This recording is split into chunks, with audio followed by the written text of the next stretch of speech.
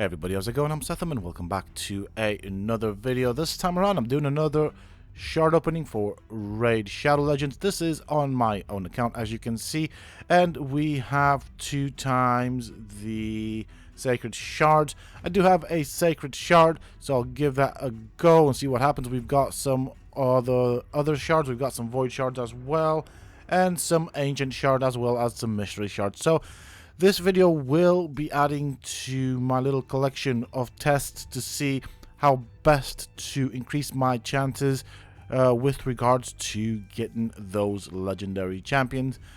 When I have a bit more information and a bit more consistency, I will try and make a guide. I think there is something to my method. And so basically what I'm going to do is I'm going to start off by opening a bunch of mystery shards. As you can see, I've made space available.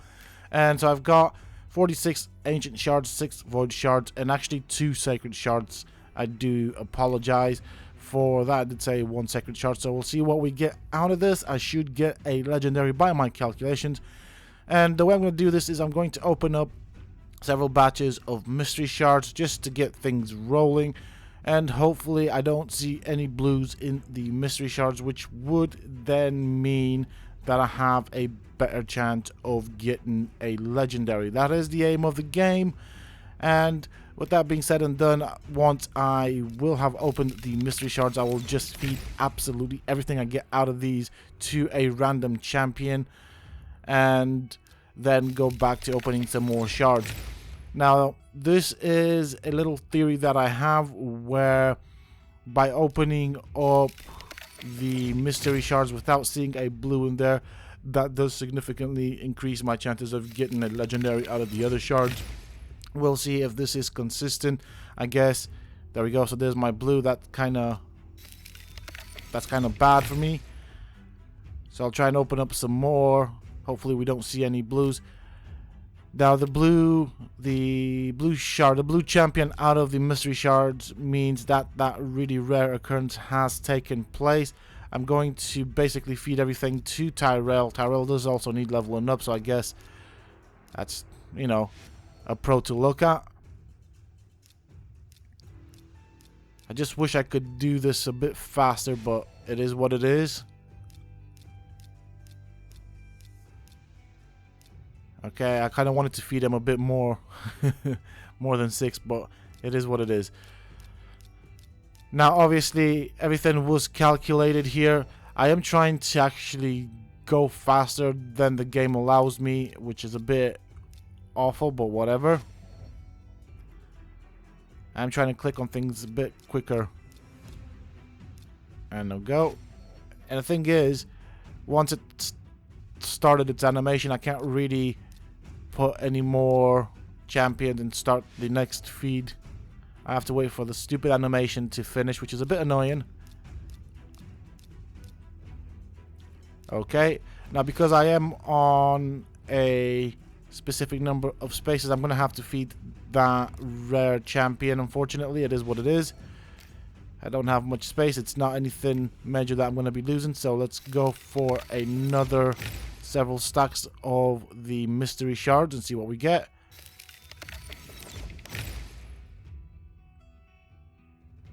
Alright, here we go. So once I commit to the ancient shards, I need to stay committed. I should probably open up another stack of mystery shards, but this is a test. I'm going to open the 6 shards one at a time just to even it out to 40 shards, and then I'll go with stacks of 10. War Maiden is food. I already have a fully booked War Maiden. Wretch. I'm probably going to use him as a book, maybe. Fortress Goon.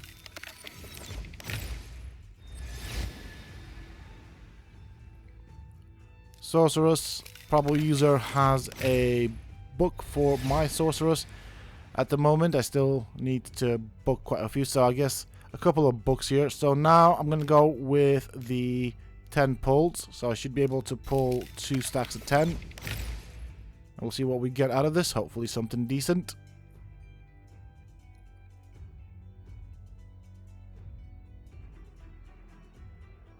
So far, nothing good. I guess the Greybeard could have some uses. Alright, first epic. Rockbreaker, definitely a good epic for me. Hexweaver is a book. Hospitalier is another book. Another Kale. So my thought is I'm probably going to try and level up another Kale, I guess. Let's have a look at Rockbreaker. Attacks one enemy. Increases the champion's def by 4% each time the skill is used.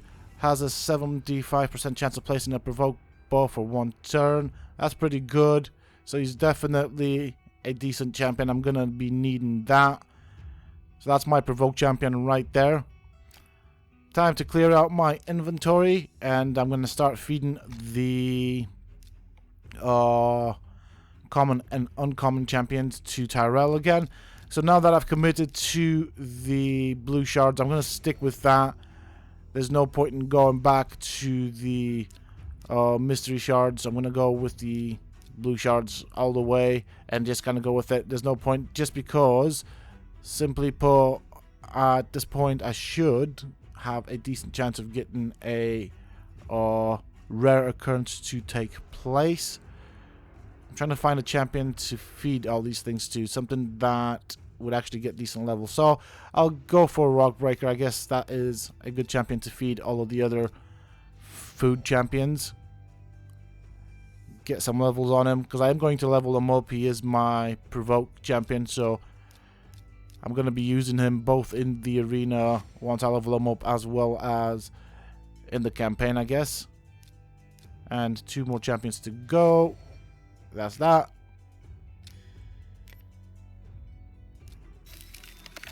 Let's go for these pulls. See what we get. Another epic. Okay. Kalia. Okay. I don't know anything about her. Oh, another. Oh. Romero. That's. Okay. So there are some decent epics at least. Magma Blood. So definitely a book for that one. Let's see what she does. Attacks one enemy. Has a 30% chance of placing a HP burn debuff for 2 turns. Heals his champion by 30% of the damage inflicted when Artur is in the same team. That really doesn't help. Attacks all enemies. Has a 50% chance of placing a 100% heal reduction debuff. Definitely good in some dungeons, so that's going to be helpful.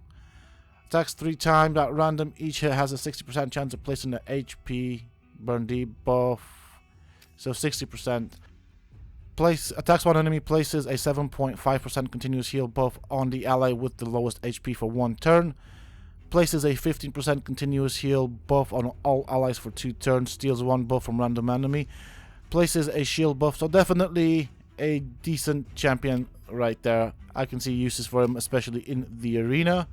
And another stack of ancient shards. Here we go. Let's see what we get. I'm not expecting anything good on this run, but who knows. It's going to look like it's all blues at this point in time. Alright, fair enough. A book or 2 from what I can see, and for the rest of it, just chickens. Time to move on to the Void Champions. Let's see if we get any good Void Champions. I'm not necessarily expecting a legendary here, but I do need some decent Void Champions. So we've got a Hollow. Nothing to write home about. Alright. Renegade. Oh, what's this? Wardcaster. Okay, let's see. Attacks one enemy, has a 40% chance of stealing 2 random buffs. Attacks all enemies, has a 50% chance of placing a block buff debuff. Places a block damage buff on all allies for 1 turn. Now that could be useful. That's definitely a good PvP or arena champion right there. Paragon. Okay. Interesting.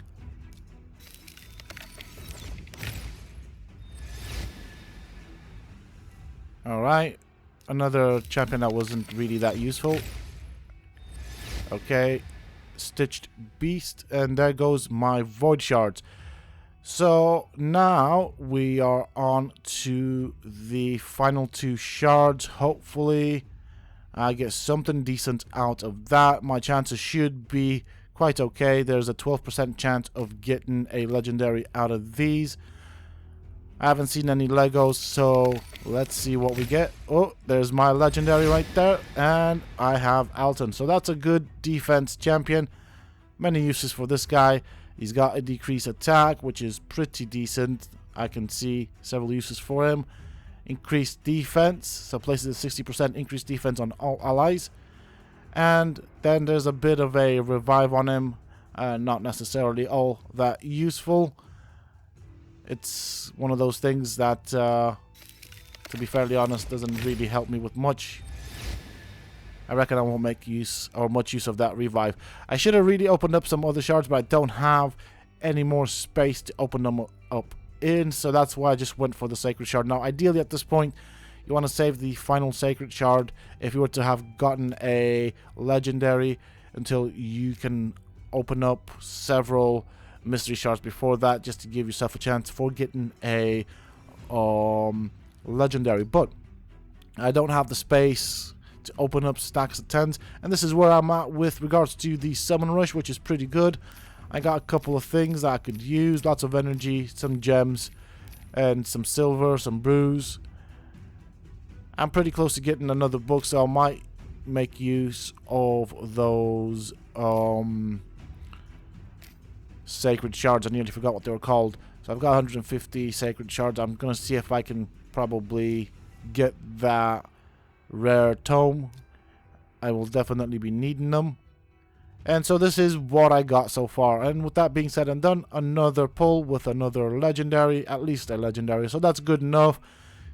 Things seem to be working good enough. So I guess on to the video that I'm going to be making a guide out of, and the based off these tests and pulls.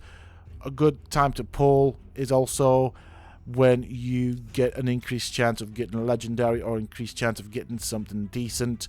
So, you know, in those sort of events, definitely want to save up your shards for that as much as you can. With that being said and done, that is it for this video, folks. I do hope that you have enjoyed it, and if you have, please don't forget to support me in the channel by hitting that like button. Subscribe to the channel if you're new and haven't already for more similar content from myself. And if you have just subscribed, why not check out some of my other videos and guides here on this channel. Who knows, you might just enjoy them. And don't forget to hit that bell icon so that you get notified when I upload new videos and content to the channel. Also, for those interested, you can always find me on the Sethtopia Discord. Links to this, of course, you can find down below in the video's description, as well as in a pinned comment from myself. Until next time, stay safe, folks.